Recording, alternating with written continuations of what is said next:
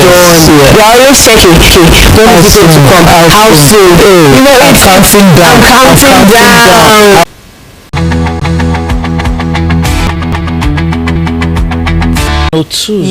Yes. Now imagine, and actually paints the image of Nigerians to the outside world to be bad. Yes. Because now these are not done for, it's not done by Nigerians, but the fact that it's been done in Nigeria, it's been traced back here. Yes. And then everybody's going to say, oh, Nigerians are known for this. Not even knowing that some of the perpetrators of this act are not even Nigerians. They are foreigners. Yes. Wow. And that's so sad. It's so sad. Well, it's a good, I'm sure when you look at things like this, most of them are even the one tutoring Nigerians. Yes, they are. To do most of those things. All right, Nigeria's forex reserves rise to $41 billion. FCT community residents vacate homes over erosion. That's on page 20 of the Daily Trust. This is another one that it's not always cool that today you have your home, tomorrow you are homeless. Do not, yes. Due to natural disaster.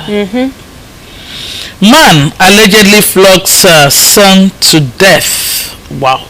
Page 21 of Daily Trust have that story. You know, yes, it's good to discipline a child, but there should be a limit to it. You know, if you are not guided, you would actually overstep.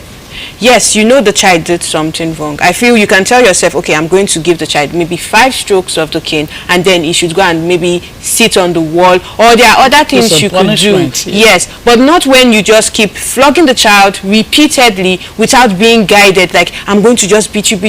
Now, I imagine the kind of home that's, I don't know what might have been going on, but if the father can act like that towards the child, I wonder what the mother is also receiving. That's one. I watched a video recently of a woman who cried out over the way the husband was flogging the son for failing exams. It's not a good sight to behold.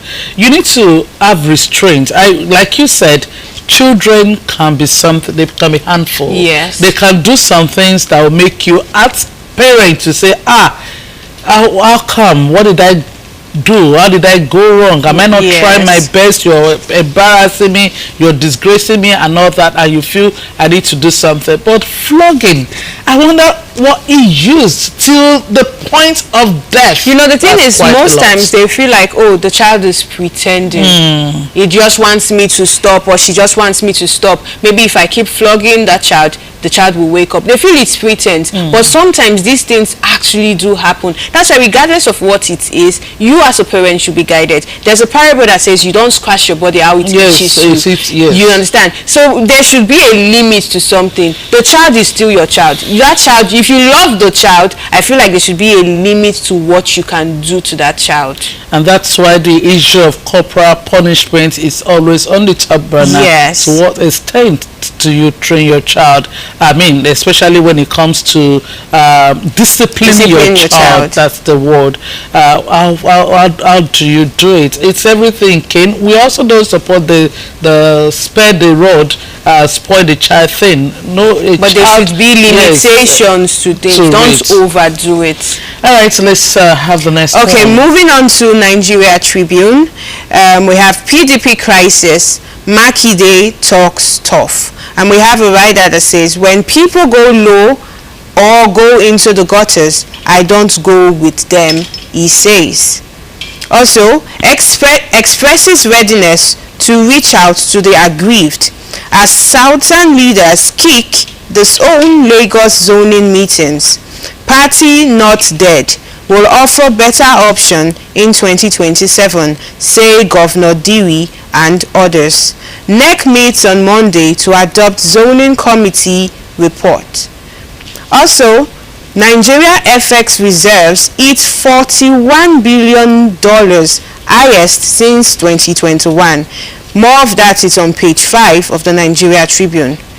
Every Nigerian should learn combat skills for self-defense, Chief of Defense staff. That's coming from the Chief of Defense Staff, and more of that story is on page 21.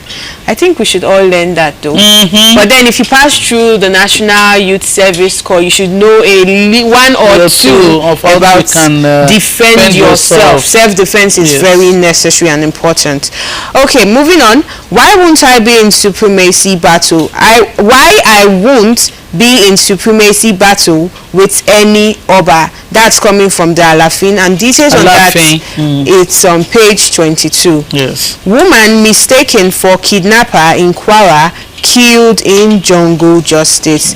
More of that, it's on page 29. I think as Nigerians, we should pass that part of doing jungle justice. Imagine. Because sometimes you can actually even be persecuting the wrong person. Exactly. So why don't you let the law and justice take its course? Because at least they are going to be processed, there will be investigation. Now you are only acting on impulse, not based from evidence. You just feel. You are acting based on what you feel, what you think. Oh, probably you saw her in some or just I don't an even accusation. know, just an accusation. Someone accused and you didn't and bother to verify. Like there are people that would intentionally accuse someone of something just because they know, oh, if I do this to you, the people, the environment, they react this way, then I can actually bring you down. And that's actually very wrong. And that's why as Nigerians, we should grow past that stage where we still feel the need to do jungle justice is the best approach to a situation.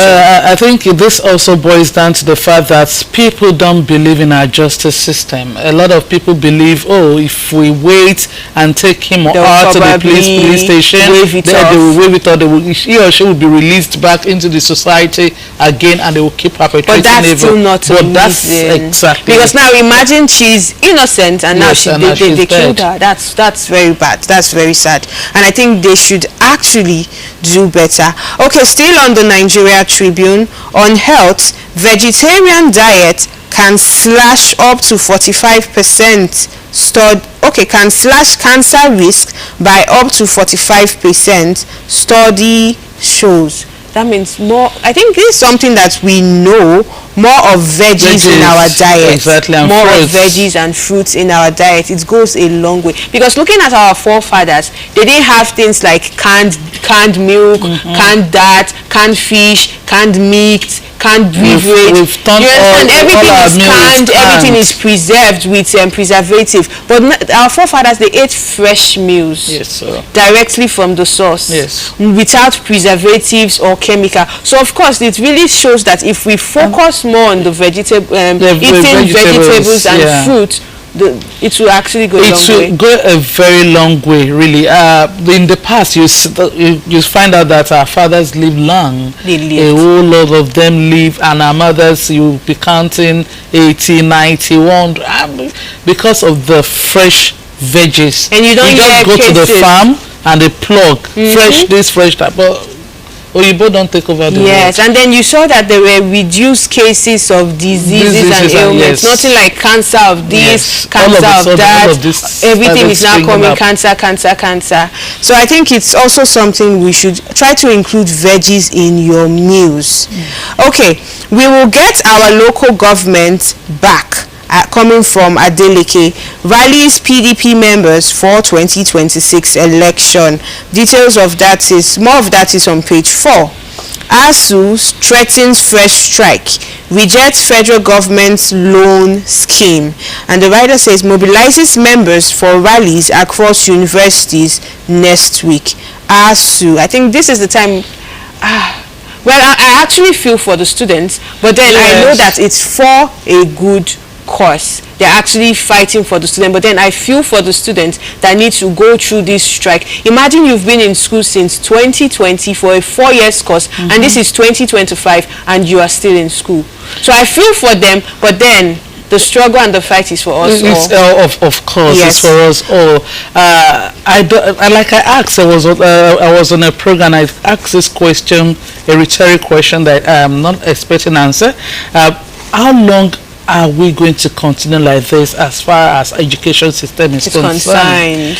These people, the lecturers who are agitating and fighting, they have good reasons to fight. A lot of people have said, yes, they have reasons to fight, because apart from the fact that they want increment in their wages. They're also saying our education system is really dwindling, needs reforming. And so you keep going into an agreement, and then the government renege on that agreement, and so it becomes back and forth. How long will this go on for? And like you said, for still 8 months, sometimes ago when they had the last strike, it went on for as long as 8 months. That's like a semester already. Exactly. That's a whole semester. The academic calendar at that time. So the students are the one that gets to pay receiving dearly for this. Okay, that's all we have from the Nigeria Tribune. You take us on the next. All right. So the next one is the Guardian newspaper, and the headline here, the screaming one, is Alaafin versus Oni, old war path for new entrance. If you really want to know what that is about, please go to page 6 of the Guardian newspaper. You will read more on that. I have this harder, faster. How quest for sexual validation boosts manpower, business, organ damage. Alright, the details of that is on page 4 and 5 of that newspaper, the Guardian newspaper. Despite mounting debts, MPCL declares 185 billion naira profit, says FAC. 7.9 trillion naira. Go to page 3 of that newspaper. You get the full story there. Ebonyi landslide kills 2 as state government seals mining site. More of that is on page 29 of that of the newspaper. Catholic bishops threaten to dismiss politically inclined clerics. That's on page 30. A lot of people they've always talked about the fact that are clerics supposed to go into politics? Some have said there is nothing wrong in clerics going into politics. You know, that's where perspective comes in. Exactly. People have different opinions. And so, even though some are against it, but some are actually saying it's okay for them. It has been talk, debates, and all that on the. They were like, is it right? Should clerics? Can you keep your hands clean? As far as Nigerian politics is concerned. But then I think they should have an ethics that guides them. So that should be something they should decide on and have an ethic that guides them on it. It's not for us to say this is what we feel or this, because I feel like they are a body that they can actually come up with rules that should guide and protect them. When you were taking the news headlines for, are you done from the Guardian? No, the Guardian. Okay, yes, there's this one I need to actually speak about. How quest for sexual validation boosts manpower, business, organ, and then like it boosts the business. it boosts the business, but it also has damage on the organs. Exactly. I purposely do it because I was like, no, I had to bring you back. You had to bring it back. Because honestly, this is something because I think the previous one I took, we talked about vegetables and fruit helping to boost your immune system, and your organs will also function well. Now we talked about the things that we now digest. Yes. And then we are complaining of the high rise of let's say ailments like cancer, a lot of these things. Now you're taking these drugs or these I don't know, substances, either in liquid form or in solid form, in whatever form it is, to boost your sexual prowess. And you know that this thing goes to your organ. Yes. Because you cannot be talking about your sexual activities it has damaging effects. And most times they even abuse it. I've seen cases where people have been rushed to the hospital just because what came up refused to come down. Cases like that. So I think these are things that they need to look into, and just not take anything because you want to appease someone or you want to show someone else happy. Yes. And you want to show that I'm still intact, I'm strong, I'm okay. And that's why it says harder, faster. All right. So Yeah, I don't know. Because you can go fast to some places, so faster than what God has even proposed for you. And So you have to be careful. Eventually, that's what happens. That's what happens. You just see people go faster in the sense that you end your life. Yes, that's why I said faster to where? By yourself. You faster yourself, you harder yourself, and you go. Anyway, let's move on. Rift deepens in PDP over Lagos gathering ahead of Ibadan convention. Page 6 of the Guardian newspaper. You will go there and you see the story. All right. I guess Nigeria's FX reserves hit $41 billion, highest in 44 months, says CBN. All right, let's go. Okay, moving on to the Daily Times. ASU rejects 150,000 naira monthly pension for retired lecturers, and they may go on strike again. Nigerians set to achieve 2.5 million barrels daily by 2026. That's coming from the NUPRC. And details on that is on page 6. Return home, Nigeria is rising again. Tinubu urges diaspora Nigerians. And details of that is on page 15. Illegal mining. Nigeria loses $99 billion annually to cartel enterprises. This is coming from the FCTCP. FRSC call Machar rewards personnel with 250,000 naira for rejecting bribe. That's a good one. A very good when one. someone does something that is commendable, when you appreciate them, they tend to do more. Yes. But when they are not appreciated or feel like their effort is not even seen or noticed, I think when you appreciate them, they know that, okay, this thing I'm actually doing, it's the right thing. It's the right thing. I'm noticing, they are noticing me, and I'm being rewarded for it. It boosts their morale to even do more. Yes. And sets example for others. You're right. Okay, moving on. I think, okay, we still have like one more. Finance Ministry under fire for breaking budget disclosure law. That's on page 12. And lastly, federal government repatriates 51 more foreign nationals jailed for cyber terrorism and internet fraud. That's on page 2 on the Daily Times. All right, moving to the next one is the Blueprint newspaper.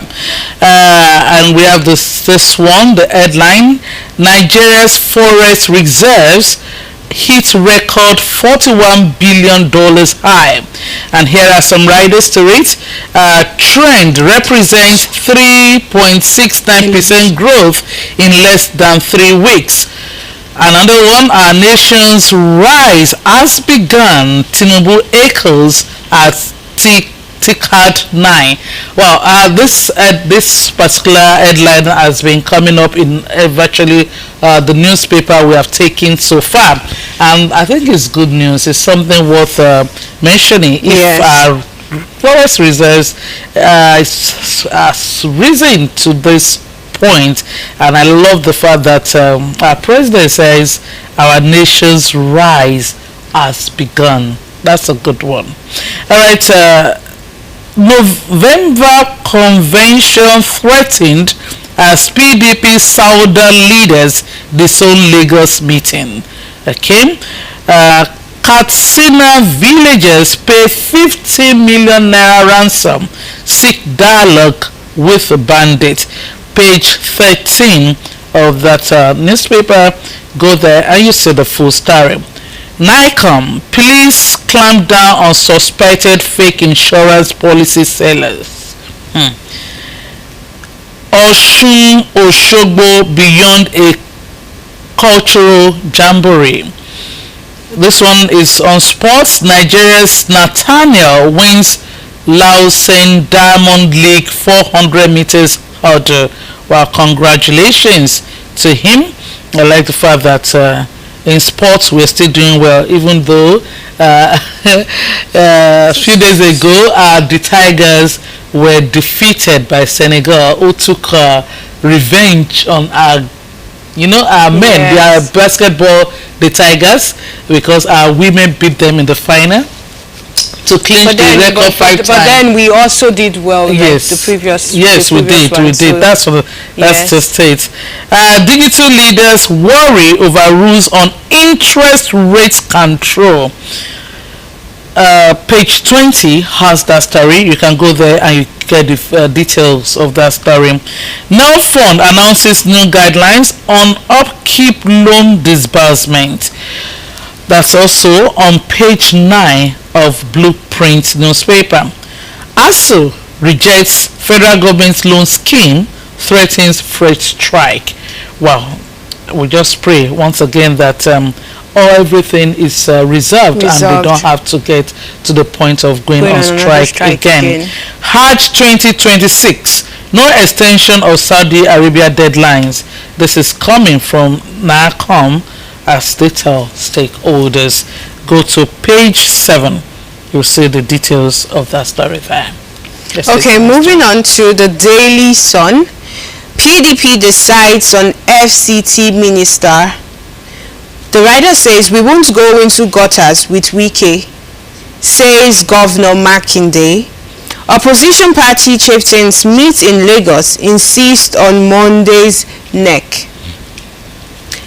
RMAFC shuns public outcry opposition, begins remuneration packages for office holders. Okay, we were going to talk more on that, so I'm just going to leave that.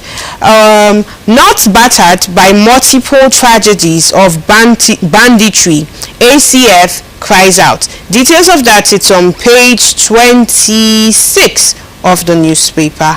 At Lagos Road Show, Bauchi unveils economic investment potentials. That's on page 6. Assault on NYSC girl. LP NAS caucus demands prosecution. That's on page 27. Edo governor seals shrines, declare court leaders wanted. That's on page 25. And that's all we have from the Daily Sun.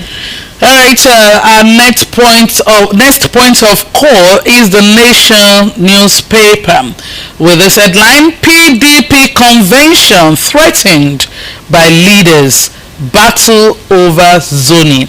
That's on the Nation newspaper, and the writer says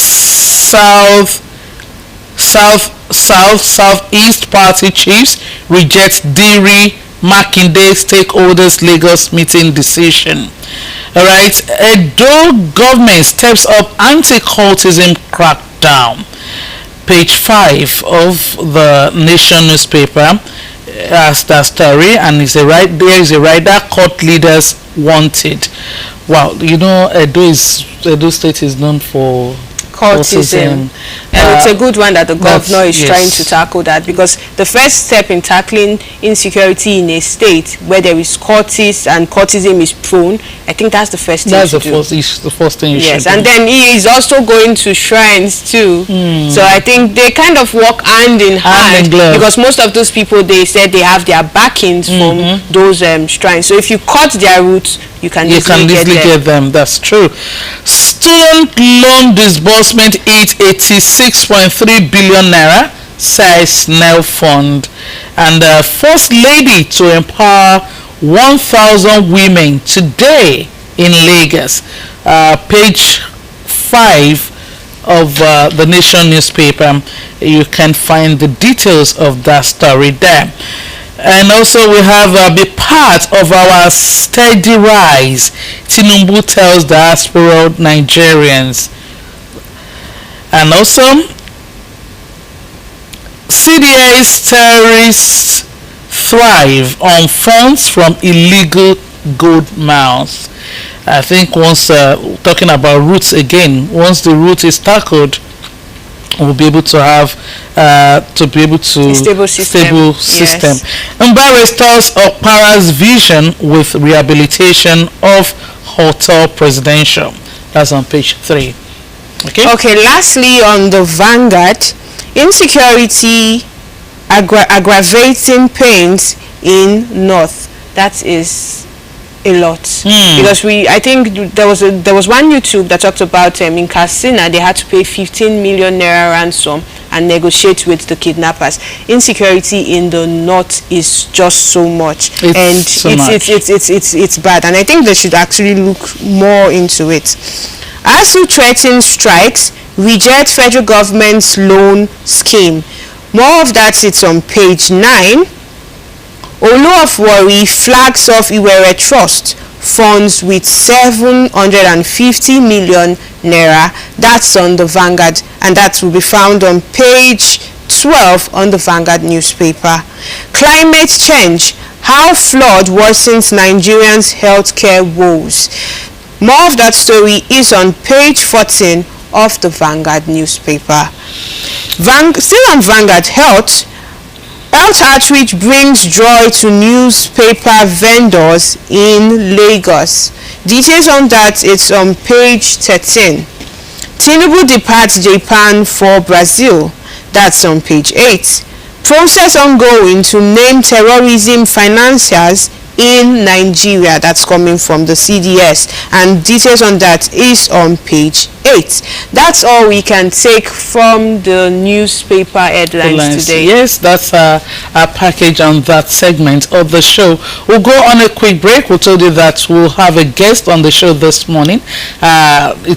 You need to sit tight and actually watch us on that part of the show. It's going to be an interesting one. Please do stay with us as we go on a short break.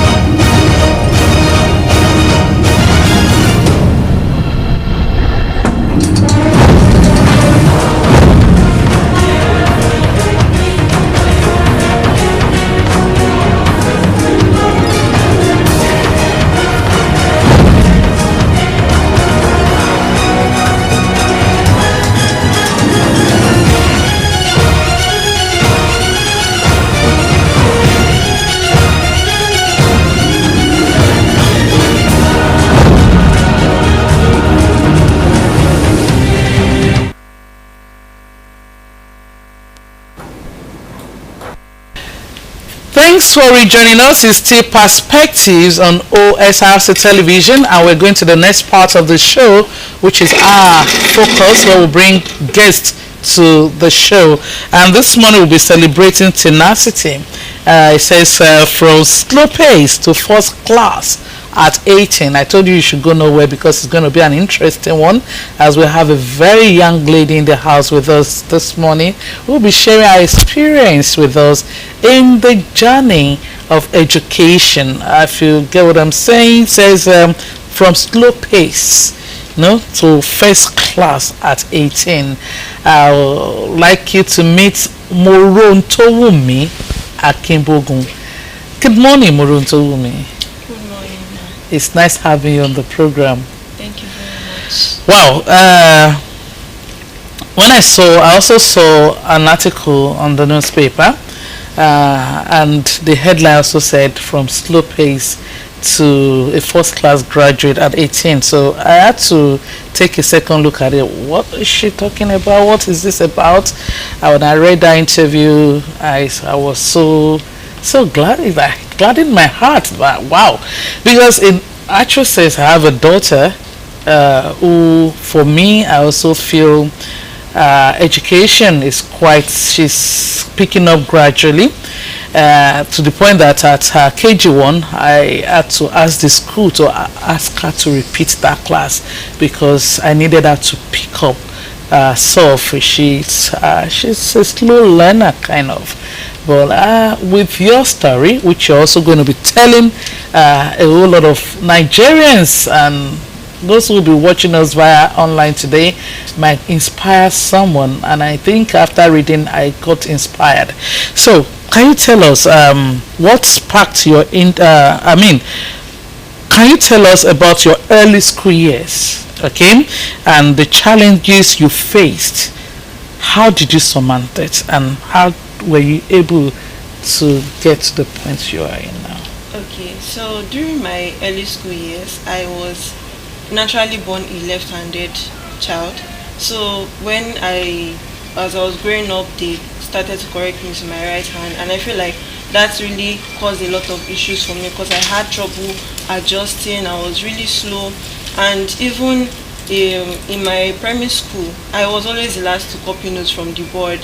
And luckily for me, one of my neighbors was in my class, so my mom would have to go to their house, ask for notes, that please, my daughter wants to complete her notes. So it was really tough for me growing up. And also I was kind of a target for name callings when I was younger because my head was big, and it also made me not like school. School became a place of uncertainty. I didn't want to. You were scared of what you would see today, and you didn't want to go to school. Yeah, I really.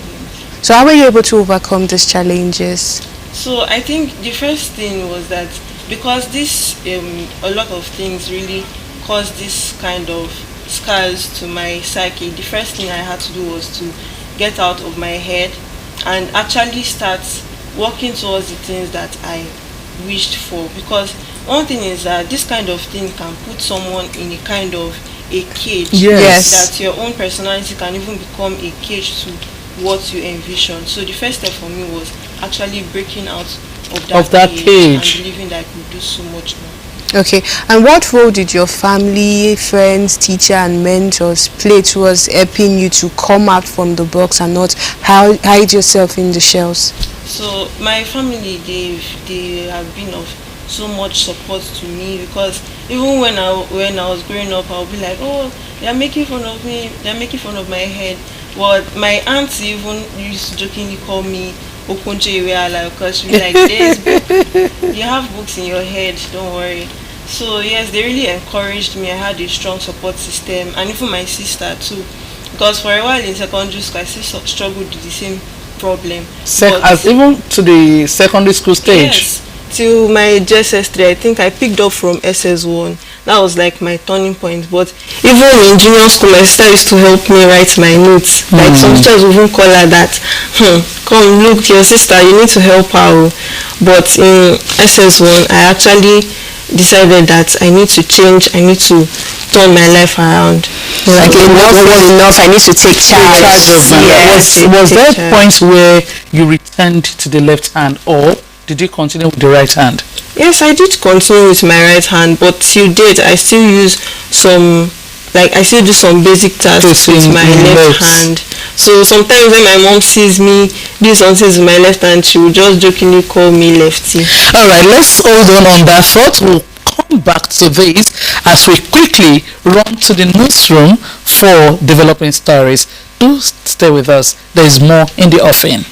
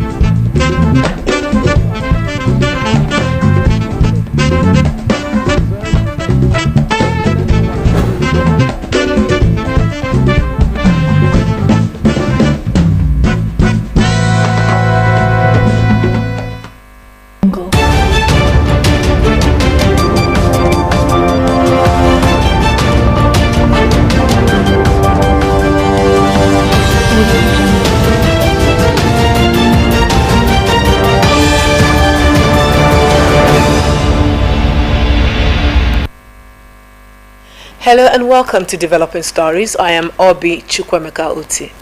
Governor Lucky Aiyedatiwa has reaffirmed his administration's commitment to combating drug trafficking, cybercrime, cultism, kidnapping and other related offenses.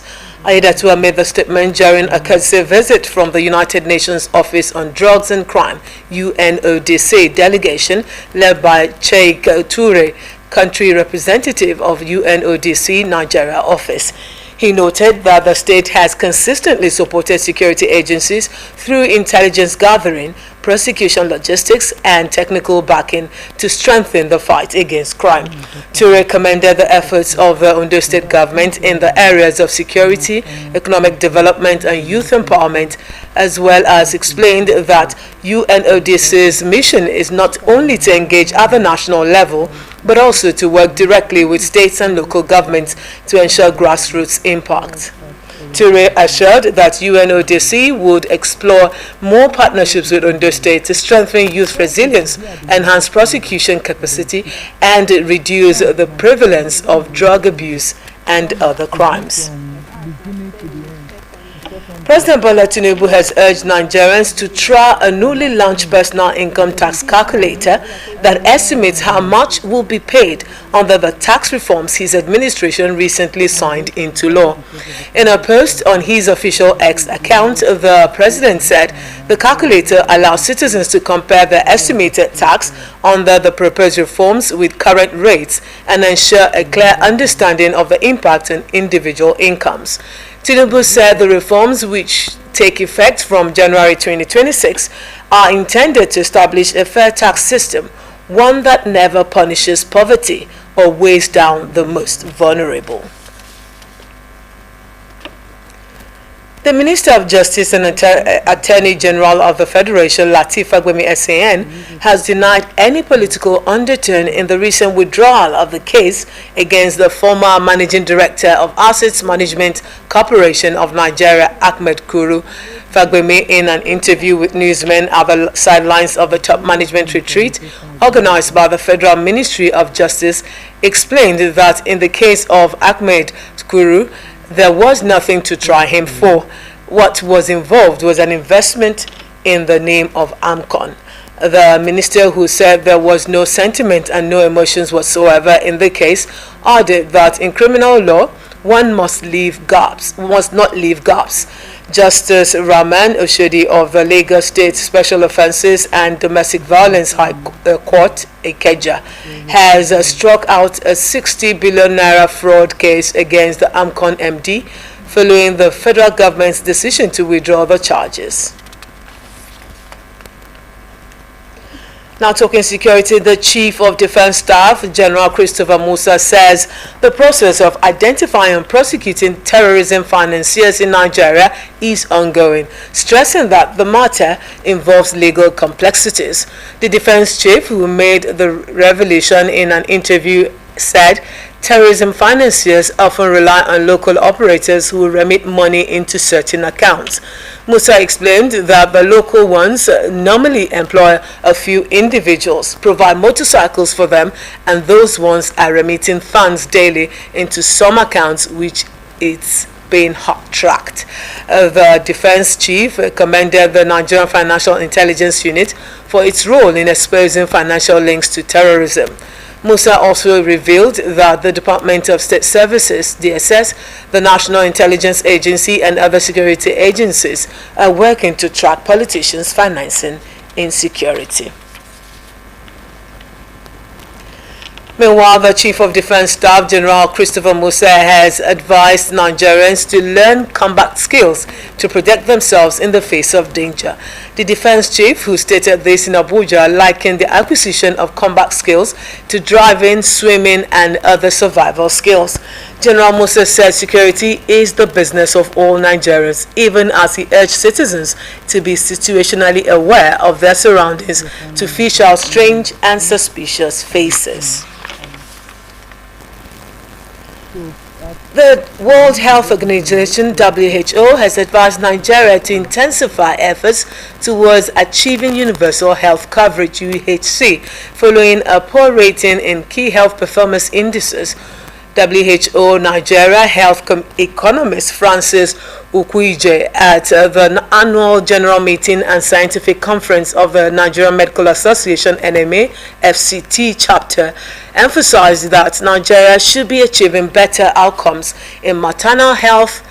Ukwuje, who said data from WHO indicates that Nigeria continues to lag behind other African nations in these areas, identified inadequate healthcare funding, a high maternal mortality rate, and limited health insurance coverage as major challenges, urging government and stakeholders to address these gaps.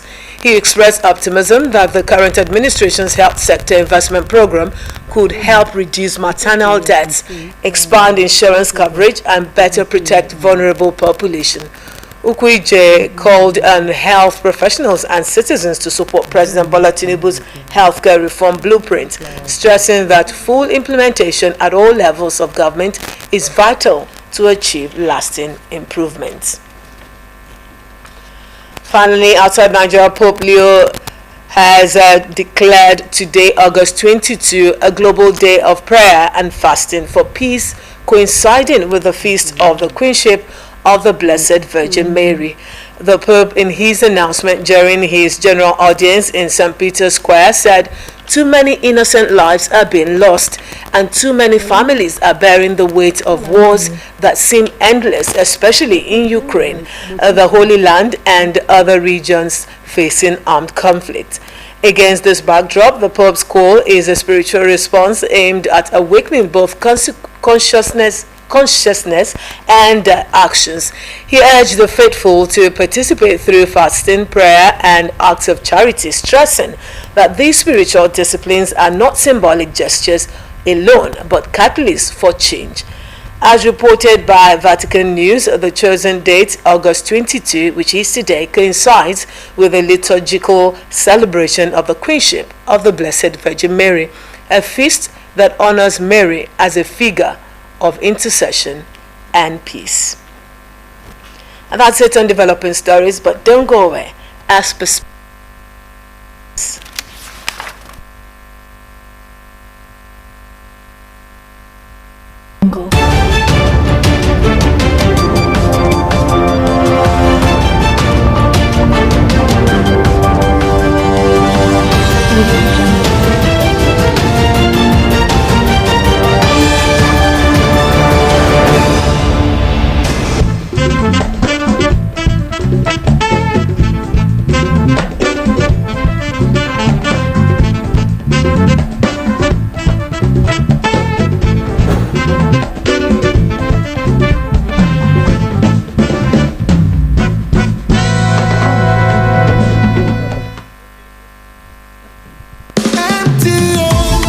MTN Mega Billion promo is here. Dial star 900 hash and recharge 100 naira or more before 5 p.m. and you could be a millionaire. At 7 p.m., all cash prizes will be paid directly into your Momo account. Dial star 900 hash. Start recharging now and stand a chance to win big in the MTN Mega Billion promo.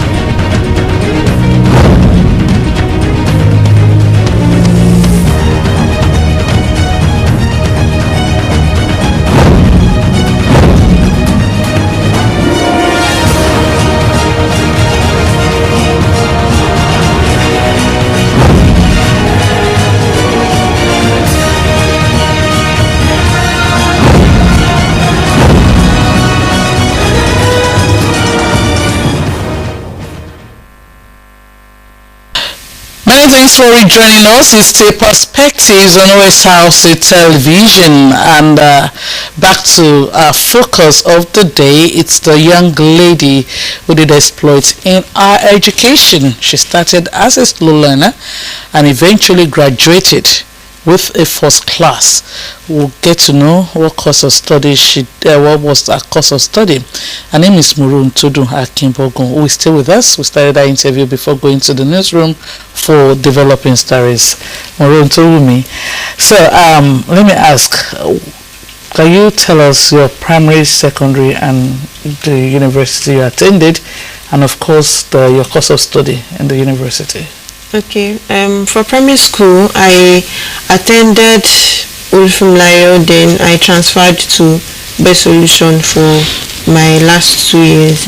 Then for my secondary school, I attended Tomorrow International College in Arigidi Akuku. Okay. And then for my university, I attended Babcock University, where I studied software engineering. Okay, so let me ask, what sparked your interest in software engineering, and how did you develop your skills in this field? Software engineering, it's a tough one. And yeah, was it something that maybe you had interest in before? No, it was not at all. Okay. So my main focus when I wanted to enter university, I wanted to study industrial design. And even in secondary school, as a science student, which was very unusual, I was in visual arts class. And I joined in SS2, but I was you were in art class? Yes, I was a science student, okay, but I was in visual art. Oh, okay, yes, okay, which was very unusual at the time.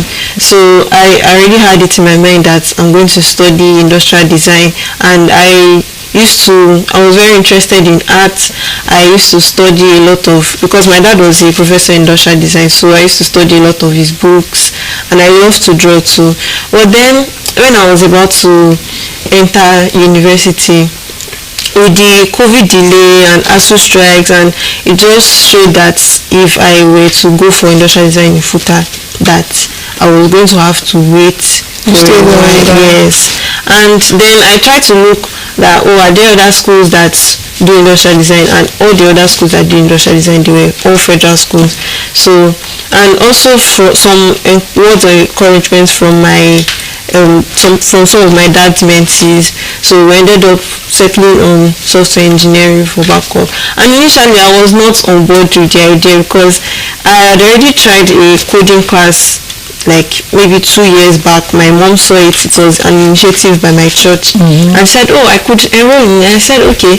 I was really oblivious because when I started the class, I did not last for more than a day because I cried my way out of the class.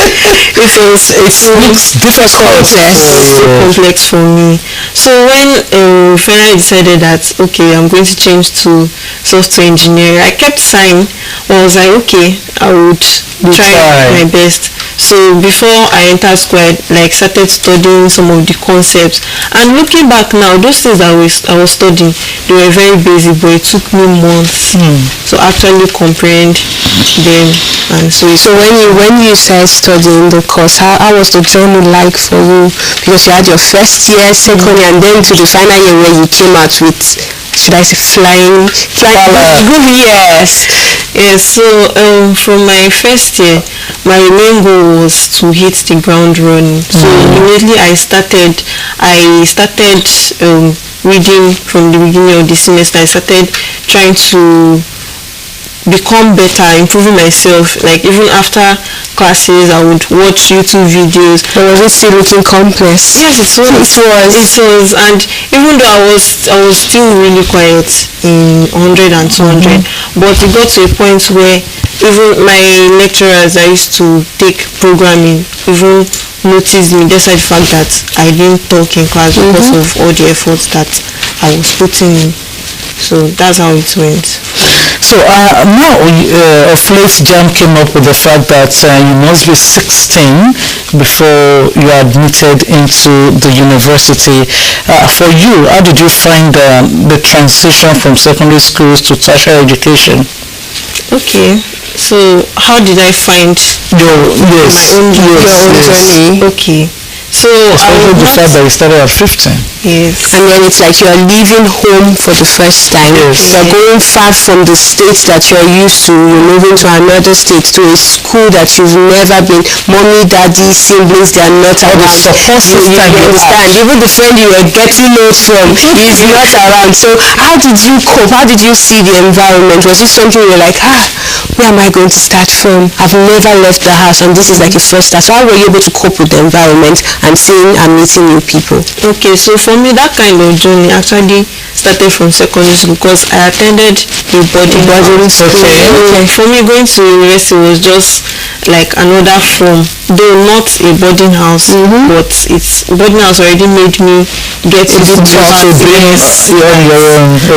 away from home. But when my actual journey started, like being away from home, away from everybody, those first 3 years were tough. I didn't tell it because I was still young, but they were tough. So how did you like see bullies there, and how were you able to overcome being bullied again? Because of course they are going to us bullies. So especially with the experience you had in your primary school days. Yes, they did. For those 3 years, most times I just used to ignore them because everybody would be like, ignore. Well, I just used to ignore them, but when it got to a stage that I actually started standing up for myself, I would stand my ground that do not call me that name again. And one thing is, all these people, they only look for people that seem like weaker people. Yes. So when you show that you can stand your ground and you will not accept and you would report, then they will actually... And what age were you at that time? I was... Let's say 16, 17? Oh, that was when I was in junior school. Okay. So when do you mean the age? Yes, no, at the university when you started standing up to people. Oh, Okay, I actually started standing in secondary school. Okay. So, because I remember she mentioned from SS1, you know, she was able to adjust and then she could stand up to people. So that means even before you got to the university, you had this emotional maturity regardless of your age, and you already said, no, they can't bully me. That's because while all these questions are necessary is because of this new age that they are saying about a lot of students are not psychologically or emotionally ready. But in your own case, you were able to navigate because you've already built up yourself emotionally and psychologically. You were ready for the journey. The only difference was you were still not cool with the choice of course you were asked to read as against what you want to. But you rose up and said, no, okay, fine, that's it. If this is it, this is what I'm going to do. What message would you like to convey to young girls and women who are interested in pursuing careers in STEM fields? Okay, so I would like my advice to them would be that it is not meant to be a male-dominated field. Just because you see that there are more men than girls does not mean that you should be discouraged. Okay. There are things that you see people out there doing. If you feel like you can't do it, you definitely can do it. It's very good to dream big and expand your horizon. So yeah, and if you feel like you are too shy, you are too small, you are never too small. Alright, so are there any initiatives or projects you're working on now? Yes, earlier this year I co-founded an NGO with my eldest sister. So it's called Sapphire Sisters Empowerment Initiative. It's meant to empower and inspire young girls in any way that we can. That they can do anything they achieve, they want to achieve. Whether it's through mentorship in tech, whether it's just empowering them with the basic needs of life. So it just encompasses every aspect of the girl child. Okay. Looking back at your experience, what is the greatest lesson that you've learned? The greatest lesson and my mantra that I love to live by is do it afraid. There are several. I can name do it afraid. I can name hard work beats talent if talent doesn't work hard. So the topmost one for me is do it afraid. Do it afraid. I grew up being shy, and if you wait till you feel brave enough to do something, you probably won't do it. But while there are some people that they are naturally born with that kind of bravery, even though the real courage actually comes from I'm scared, but I'm still going to do it anyway. So that's what. Okay, so how has your experience shaped your goals and aspirations for the future? Okay, so my experience has really made me want to be more. Like it makes me dream that I can actually be more than I am right now. Because before I actually started putting myself out there, I did not. Well, I used to wish that, I wish I could be this, but I did not think that I can actually be it. So now it makes me believe that yes, I can actually be. When you set your mind to it, you can achieve it. Okay, so looking back at how far you've come, what's something that you would like to tell your younger self? Okay, so I would just like to tell my younger self that don't be scared. That's just it. Because a lot of my problems were just caused by I was grossly misunderstood growing up because I was just always silent. Like even then when I was younger, if you look at some of my baby pictures with my mom, you always see me cowering at her back, just hiding yourself of something, scared of people. So that's just maybe because you were thinking, what would this person say? What if they don't accept me? What if I don't fit in? And that made you to be kind of withdrawn from the outside world. So now maybe your advice is going to tell your older self, come out, do it scared, do it afraid, take the first step. Exactly. That's a good one. Thank you very much, Morontomi Akimbogun. We can go on and on, but time is not her friend. That's the lady with the first class. She started slow, a slow learner as that. She shared the experience of she wanted to go left hand, but she was forced to move right hand, and all of that affected her. And because she was a quiet and shy person, all of that. But later, she told herself, "What I can do it. No matter the challenge, no matter what it is, no matter what is thrown at me, I can be who I want to be." And today, she's that lady. Thank you once again for coming on the program Perspectives. Let's go on a short break. When we come back, it will be time for trending issues. Please stay with us.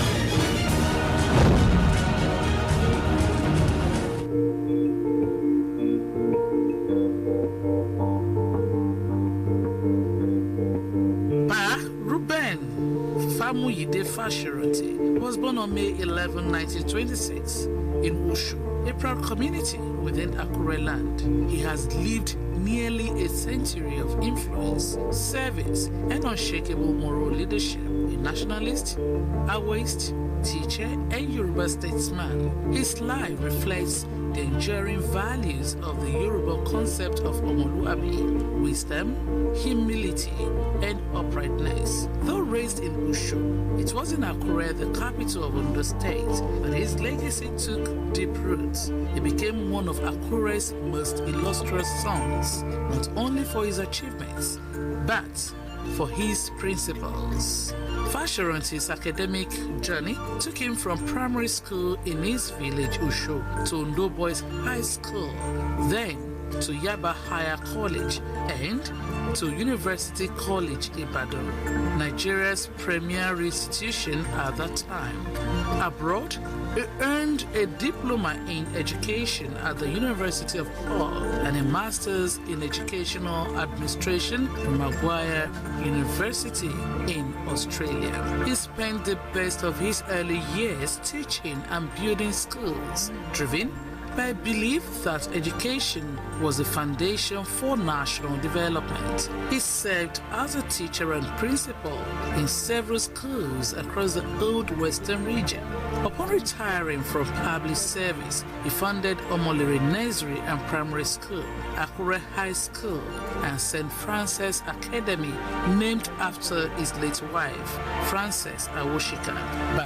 But Fashiranti was not just a classroom figure. He was a committed follower of Chief Obafemi Awolowo, a true Awaist in ideology and practice. Like Awolowo, he believed in federalism, regional development, free education, and justice. In 1979, he was appointed Ondo State Commissioner for Finance under Governor Adekunle Ajashi, another Awaist, where he helped shape fiscal policies that prioritized the people. When the June 12, 1993 election was annulled, the most credible in Nigeria's history, Fashiranti joined pro-democracy forces across Nigeria and the Yoruba nation, speaking truth to power.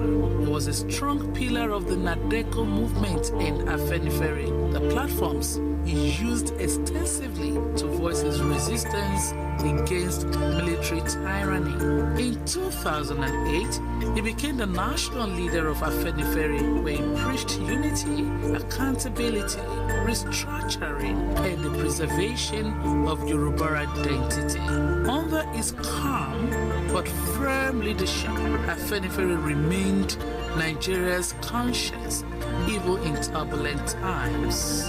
His commitment to justice was tested in 2019 when his daughter, Mrs.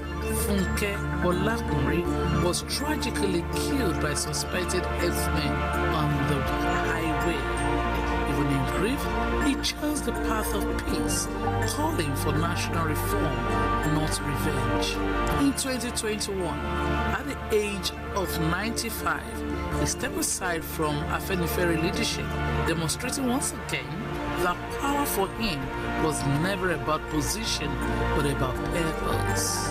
As Nigeria marked its democratic milestones, his name was never far from national praise, from presidents, governors, intellectuals, and common people alike. In 2025, on his 99th birthday, he renewed his hope in Nigeria under the leadership of President Tinubu, calling it a path to progress and greatness. Today, Ruben Fashiranti is not just an older statesman, he's a national symbol, a bridge between generations, a compass for Yoruba politics, and a moral voice for Nigeria's future. He represents what leadership should be, not loud but lasting, not forceful but firm, not selfish but sacrificial.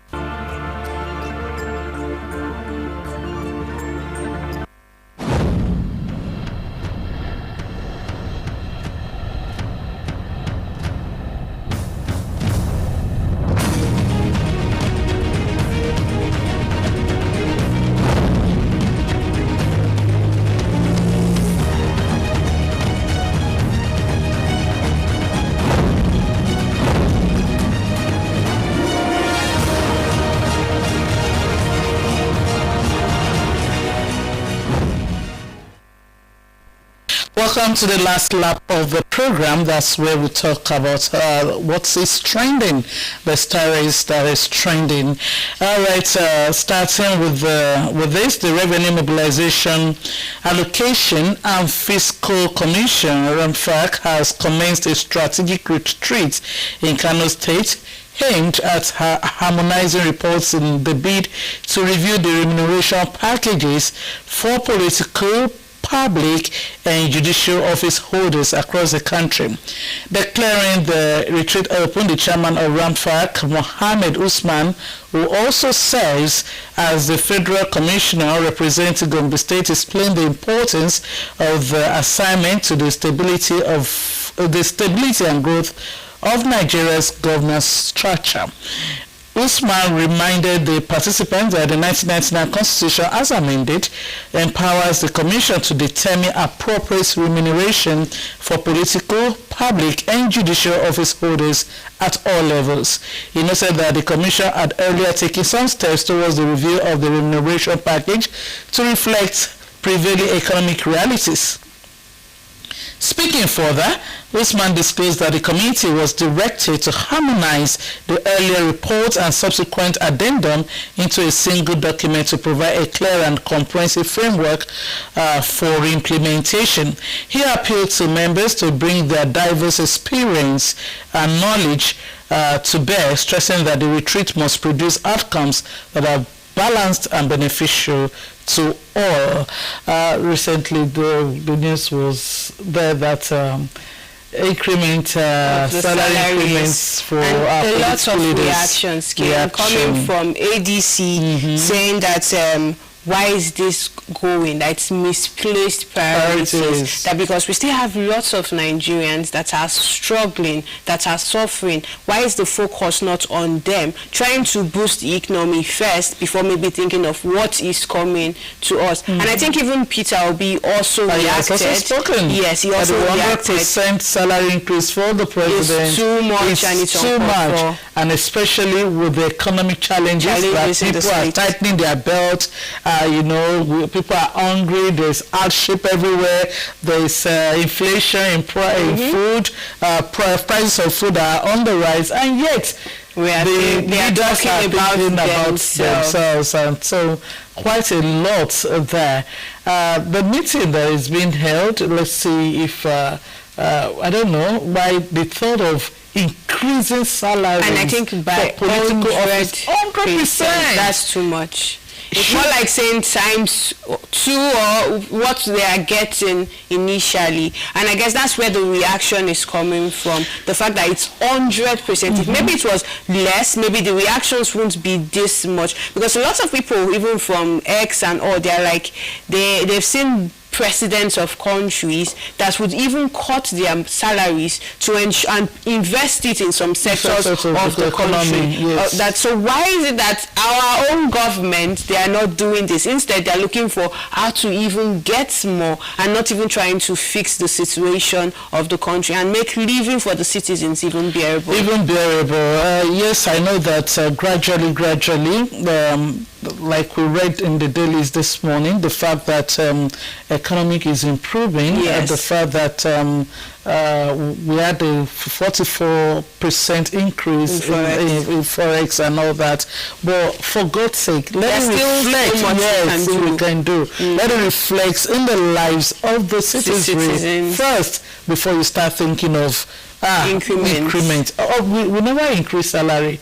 People want to do or die politics. Now imagine when it's now increased. Aside from the G's, that is also there, because a lot of people have lots of incentives that are attached to it. So I don't know why that should be done, but I think even with this, if it's being increased, that means 2027 election is going to be very tough. Because it's not like there's even a more mouth-watering offer that everyone is going going to target? Because, initially with the coalition of ADC, lots of opinions came that, everybody wants to go there because of what they tend to get from there, not because they actually do care about the citizens of the country. Now, with the increment, if it actually pulls through, that means it's going to be a tug of war to get into that power. I think when you vie for any political position or whatever you're doing as a leader, the first thing that should be on the mind is the interest of the people, not your interest. Let's move ahead. The Alaafin of Oyo, Oba Akim Uwade, has surreptitiously withdrawn from a looming confrontation with the Ooni of Ife, Oba Enitan Adeyeye Ogunwusi, over the controversial conferment of the Okanlomo Oodua chieftaincy title, insisting that he has no reason to engage in any supremacy tussle with another monarch. In a statement issued by the spokesman, Bodedro Jaye, the Alaafin declared that history and tradition had long affirmed his place as a custodian of Yoruba heritage, and that his reign needed no validation through disputes or ultimatums, describing him as a monarch who embodies both spiritual and temporal authority. The statement stressed the Alaafin was inducted into the mysteries of various gods like Ifa and Shango to be the direct representative of these deities on earth. The palace also record Oyo's historic preeminence within the Yoruba nation. Oduduwa's principal minister and grandson, Oromiyan, because Oduduwa begot Okambi, his only child, and Okambi begot Oromiyan, among others, founded the city of Oyo when prolonged drought struck Ile-Ife as a result of people's immigration. Highlighting this concern for the people's welfare, the Alaafin was further quoted as saying, and I quote, he is a veritable custodian of Yoruba culture and tradition, and has always taken into consideration the safety and welfare of his subjects. He will never compromise the tradition, culture, and development of his people for a pot of porridge. This statement also underlined the spiritual covenant binding the throne of Oyo at the hallowed ground of the Yoruba ancient shrine. Alaafin Uwade made the covenant with illustrious Yoruba ancestors that he would defend, protect, and add glamour to Yoruba norms and tradition. The palace concluded by affirming that the Alaafin's legitimacy is secure and beyond contest. The basic concept of government was monarchy, with a rigid adherence to the monolithic Oduduwa dynasty and of the paternal line. By affirming his historic and spiritual authority, the Alaafin appears to have quickly backtracked from the 48-hour ultimatum earlier issued to the Ooni of Ife, signaling a retreat from open confrontation in the ongoing royal dispute. I was really baffled when I read a lot of news, and a lot of talk was going on about these two major heads in Yoruba race, being at each other's throat, claiming supremacy and trying to over each other, and trying to say the Ooni of Ife doesn't have the power to give that chieftaincy title. But we know that Yoruba race began in Ife, and the Ooni of Ife is the overall leader of the Yoruba, in as much as we also know that the Alaafin holds a lot. But I think this has to just do with each of them. They know what. I think when it comes to titles and conferring, there are some, should I say, monarchs that are actually in charge of that. But I think the thing is, they just want to show each other that I am superior, and this one is no, I am the one in charge of doing this. But I just hope they get to a meeting point and try to fix whatever it is. Oh yes, according to Wikipedia, Alaafin is the only monarch with the exclusive power to appoint only two chieftains representing the entire Yoruba land, and that is the Ààrẹ Ọ̀nà Kakanfò of Yoruba land and Iyalode of Yoruba land. So from the look of things, it seems the Aláàfin is already, the backtracking is already saying, I don't want to go into confrontation, okay. And that means that the old Buhaha is steadily down. Okay, moving ahead because of our time. The Imo State government has announced an immediate ban on graduation parties for the kindergarten, nursery and junior secondary school pupils, saying financial burdens on parents and redirect attention to the academic development of children. The Commissioner for Education, beg your pardon, Professor Bernard Ikegwaha disclosed this in a memo addressed to parents, guardians and stakeholders in the state's education sector.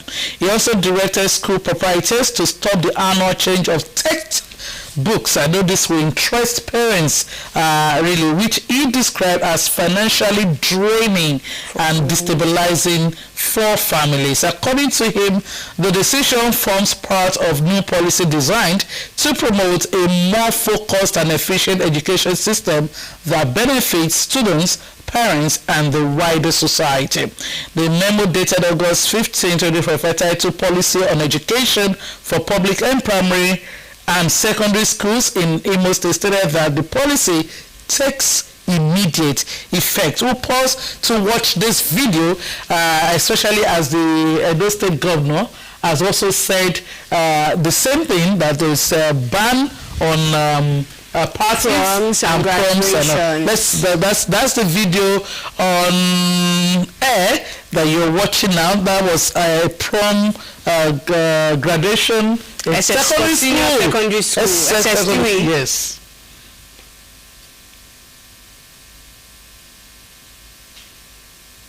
You can see the cars they are trooping in with. Because, and see the way they are dressed with their, wow. This is secondary school. Students who have just finished their SSCE, who have just graduated, organizing prom, and coming in exotic cars. And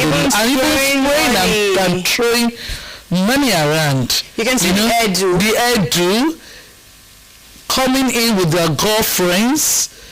No, we won't say girlfriends. We say their prom dates. Oh, their prom dates. Oh, I like that. Yes. It's more like the prom date, huh? But then regardless, it's still too extreme, because now you're exposing them to a lifestyle that they cannot even afford.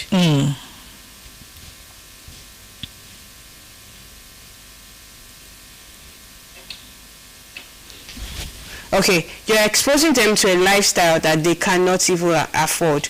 Now, this is what happens when when they now go into university, their focus is no longer on the studies. Yes. Their focus is now, how can I make money? What can I do to sustain some certain lifestyle? That's when you see that when they are now in school, they start demanding for things. You start seeing students in school asking for 100,000, 150,000. Most times they don't even. It's not for books. It's to maintain a lifestyle. Yes. And that's why we also see young ladies these days. Now imagine the guy is bringing you to the prom date in a Benz. Now you're already seeing yourself like, this is the standard I want to live. A standard that your parents cannot even afford. But now you're already putting yourself in that standard. You're exposing yourself. And now when they go to school and they see offers like this, they tend to jump into it and forget the reason why they are even in school. All of those things. I'm glad that a state governor started this, and I'm also happy that some state governors have also keyed into this. Like we just said, the Edo State governor for following suit to ban graduation parties, prom parties, and he enforced mandatory skills certification For GSS3 and of course Yes. the reuse of textbooks that is by a younger relief for generation. students, because it's unfair that every section you get to change your textbook. For students or For the parents. For the parents. who will have to bring out the money to buy. In our days, your senior brother who is 4 or 5 years ahead of you, use the same he can use textbook and pass it down, and that's why in those days you dare not allow that textbook to get on, because in fact it should be wrapped in such a way that you dare not undo it anyhow, because they know that your younger ones, they will have been singing it. Your younger ones. I feel the reason why these changes are now common in the system is because the schools are using it to make money. Exactly. Because they know that, yes, with the publishers, because they know that if you have an older sibling in senior school and now they pass the textbook to you, that means majority of the students may not even need to buy textbooks. Exactly. And now they are not going to get income from selling textbooks. Exactly. So and now they work hand in hand with the publishers. Yes. So in other words, now they had to change it and if you check, most times it's just even the cover. Yeah, I remember one time it had the same content, but it was just the cover page that and then they will tell you, no, it's not the yellow one, it's the green one we're using now. Exactly. And then they came up with this style of workbook where you have to write inside the textbook, so you don't have to, you can't pass it. And I'm also glad that Ondo State is also looking towards that. As the chairman, Ondo State Universal Basic Education Board, Honorable Victor Olabinton, in an interview with Orange FM, said they are open to advise the governor to toe the same path and also enforce the use of textbooks for 5 years, especially in private schools. It's indeed a good news. Yes, it is. Especially with the textbook. And then this excessive spending for graduation, I bet it should also stop. Yes. All right, let's move ahead. Anambra State government has dismissed 8 operatives of the Agune Chamber security outfit over the brutal assault and public stripping of a female corps member, Ms. Jennifer Elobo. The special advisor to Governor Chukwuma Soludo on community security, Ken Emekai, disclosed this at the agency's headquarters in Oka on Wednesday. Emekai said the government acted swiftly after receiving reports of the incident, adding that the operatives would be handed over to the police for prosecution. Despite police according to him, the dismissed officers were in pursuit of suspected cultists when they attacked the corps member, an action he described as totally outside the mandate of the agency and utterly condemnable. This is when we're talking about jungle justice. Now, even the vigilantes that are more like closer to us to reach before getting to the police. Yes. Now this is something they are doing. I saw the video and I can tell you it was really bad.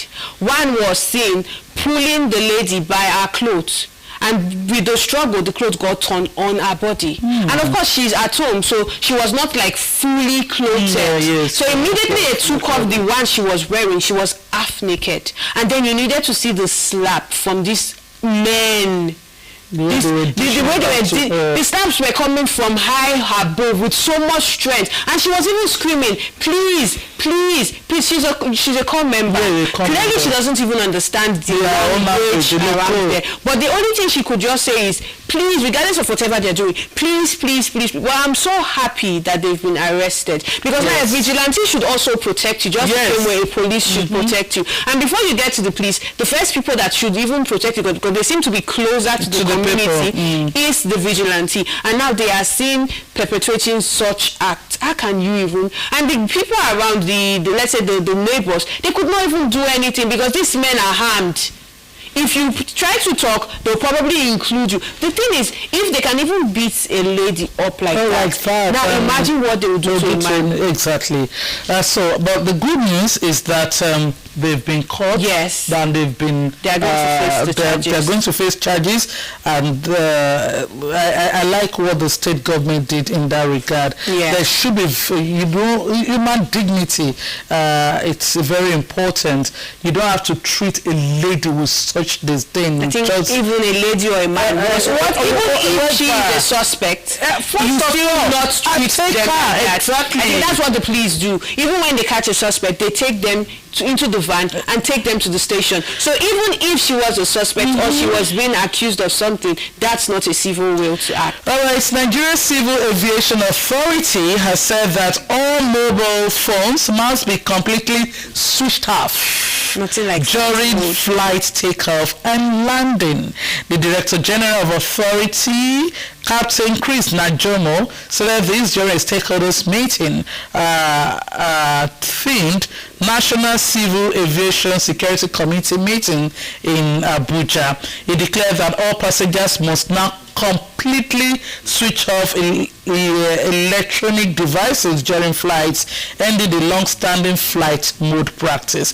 He said the regulation concerning phones and other electronic devices in Nigeria has now been unified, stressing that the widely accepted flight mode option will no longer be permitted.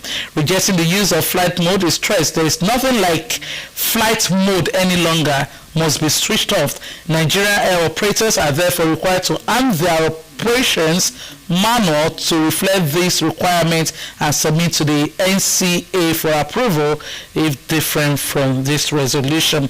That's indeed a good thing. It will be a clear definition of what we want and what it should cut across. Yes. Because the talk has been some airlines permit airplane mode, some is completely switching out, and you know that as people who use flight, if you use flight, you don't use it different too. Sometimes it's like, why is yours different? But now that it's a complete route that cuts across to every airline operators, which is also a very good and I feel they should also go do well to enlighten these passengers. They should make it boldly written. Yes. So they don't flout it. You know, all of this came up with the comfort issue that she had with Ibom Air and all that. And recently I saw where she came out to say her reputation has gone, and her father also crying out that his daughter was treated that way because she is poor.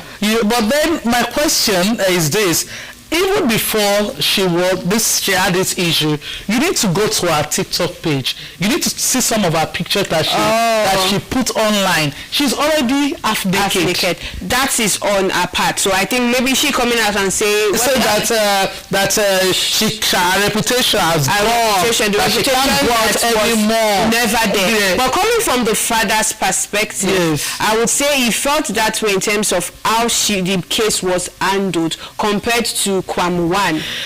The father, I don't feel it, because aside them like them stripping her and raising her shirt, yes, that one is there. But the poor that the man is coming from, I think it is from the angle of how the case was treated. Was money handed over to Kwam 1? What's the? But then it was not. It was pleading because she was arrested. Yes, and she was thrown into Kirikiri immediately. But was it not seen the way the daughter was displaying her body online? I mean, what kind of training did you get? Because of our time, we can't do this. But the truth is good that the airliner have a regulation that will defined one at not that. Airplane mode. Your phone should be switched and then off. We should obey rules and regulation, because a lot of Nigerians, we are very. That's why we'll see people will flout this. Let me quickly take this last one, because China is on the verge of unveiling a humanoid robot capable of hosting a fully functioning artificial womb in what could be a revolutionary step for reproductive science. The project, spearheaded by Kaiwa Technology in Guzangu, is slated for a 2026 debut. The project-led Zhang Zhe revealed at the World Robot Conference in Beijing that the scientific foundation is already solid, with the next stage focus on integrating the artificial womb into a humanoid robot for interactive pregnancy. Artificial wombs are not entirely new. They replicate the uterine environment with synthetic amniotic fluid and an umbilical-like tube for nutrient and oxygen delivery. Bottom line, even the ones that they like, it's been trained by, you know, well-developed, fully developed women. It's still hard to even train these children. So how can we even bank on the ones that robots are taking? One thing is, I don't know how this it's confusing. It's confusing. So very soon, with what we just said, is that robot will start carrying pregnancy, and I wonder how that will pan out. Mother-child relationship, I don't know how that. We still they carry, we they talk to children from Bele. They are still misbehaving. Not to talk of when robots will carry children for us. Anyway, this is where we'll be ending the show. This morning our time is fast spent. One word from you. Good name is better than riches. I take that. Until we meet again next week, my name is Romy Allen. And special thanks to the crew this morning who have made this show possible, and that also includes the producer and the supervising producer, Iritali. We is the supervising producer, and of course, Obi Chukwemeka, it's the producer, Tayo Jushe, and all others who have joined hands to make this show a success. It's bye from here. Till next week. Enjoy your weekend. Bye.